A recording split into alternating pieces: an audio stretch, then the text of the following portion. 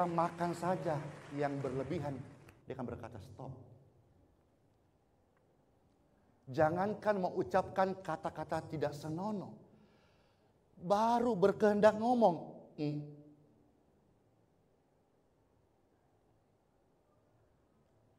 nanti di gereja ini, ya ini 1 bulan ini Tuhan memang suruh saya kembali ke dasar. Ini adalah dasar. Tapi Tuhan juga berkata, kamu harus pakai jubah pelayananmu sebagaimana aku panggil kamu. Karena aku sadar Tuhan, tidak ada ilmu, kepintaran, khotbah yang dapat menginsapkan manusia. Kecuali Roh Kudus bekerja dalam diri orang itu. Tuhan tidak sedang mencari seorang yang paham banyak firman. Tapi Tuhan mencari orang yang melakukan firman Tuhan. Dan Roh Kudus itu tinggal dalam hidup kita.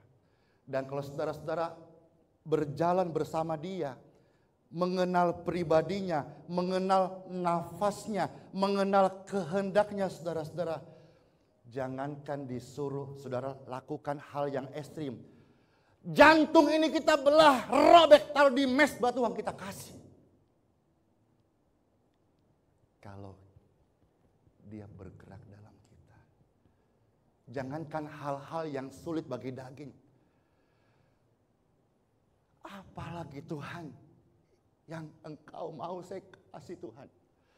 Dan semua pengetahuan, semua perintah itu tidak bisa terlaksana kalau kita tidak izinkan Roh Kudus dalam kita. Boom, meledak saudara-saudara. Waktu Dia mulai bergerak, maka Tuhan berkata, dari dalam hatimu akan lahir sungai-sungai kehidupan. Dia akan membersihkan bagian-bagian hidupmu yang kotor. Ada seorang pelacur dalam Injil berkata, dia seorang yang berzina, hidup dalam percabulan. Sekalipun demikian, Roh Kudus bisa pakai siapa saja. Apakah ketika dosa diampuni, dia pulang dalam keadaan orang sempurna? Belum, saudara-saudara. Tapi Roh Kudus ada dalam hatinya. Maka hari lepas hari dia diajar akan segala kebenaran Tuhan. Ketika Roh Kudus itu datang, Dia akan mengajarkan kepadamu segala kebenaran yang Dia lihat dari Bapa. Dia beritahu kepada engkau. Maka hari ini saya mau berhenti menjadi orang baik. Saya mau berhenti berusaha menjadi orang benar. Tapi saya mau belajar bagaimana Roh Kudus itu hidup dalam hidup saya, dan saya berjalan dalam tuntunannya. Dan Roh Kudus itu pribadi yang nyata. Tuhan berkata, dunia tidak mengenal Dia karena dunia tidak menerima Dia. Tapi kamu mengenal Dia karena Dia diam di dalam kamu. Artinya pribadi yang Maha Kudus ini, Tuhan sendiri, kalau saudara menghargai Dia, inilah level intisari tertinggi dalam kitab suci, menghargai Roh Kudus. Otomatis 18 buah roh keluar, 9 karunia roh, 9 karunia buah-buah roh, otomatis keluar. Kalau saudara menghargai Dia.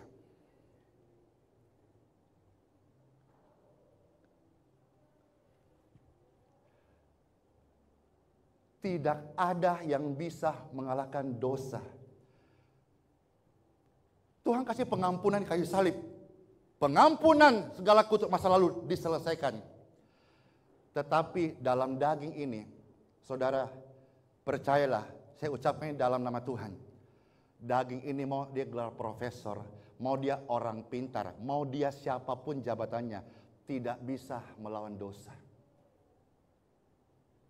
Tapi kalau engkau mengizinkan hadiratnya, tinggal dalam hadiratnya, jangankan dosa, bakal cikalnya dosa saja saudara-saudaraku, engkau bisa menang daripadanya.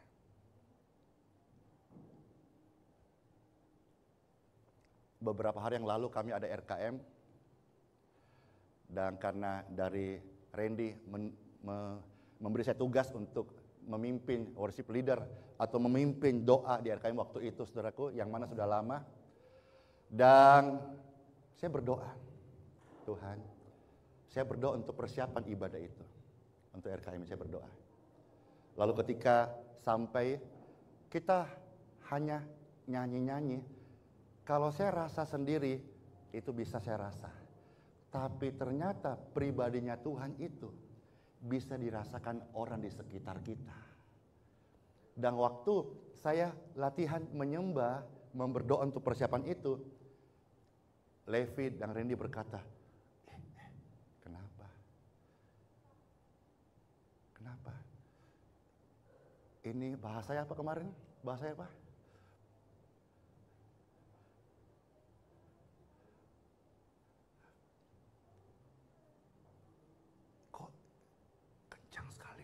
Ya, dan saudara, kalau engkau bisa berjalan bersama Roh Kudus, engkau berjalan dalam kuasa adik kodrati.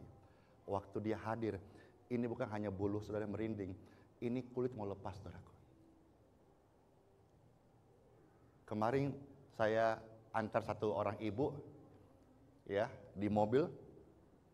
Ibu Sheryl juga ada duduk. Waktu ketika di mobil, ada penyembahan lagu pujian. Lalu saya ngomong sama ibu ini, Bu, kalau saya kayak ke tadi itu ya, pergi makan apa gitu, itu biasanya selesai, saya pulang Bu, saya kembali begini habitat saya. Apa kata ibu itu? Iya ya, di mobil ini ada urapan Tuhan. Nah, saya sedang kembali, ini habitat saya Bu. Kalau saya keluar dari sini, saya nggak bisa apa-apa Bu. Iya ya. Di mobil ini ada urapan Tuhan. Nah, ini habitatnya kita harusnya. Jangan dibalik, justru habitat kita tinggal di dalam hadiratnya Tuhan. Dan saudara percayalah, saya bersaksi dalam nama Tuhan. Kalau engkau bisa tinggal dan merasakan engkau menjaga hadiratnya dalam hidupmu, engkau menjadi orang-orang dikenal sebagai pembawa hadirat Tuhan, dan engkau akan melihat perkara-perkara adik kodrati akan menyertai hidup saudara-saudara dan saya.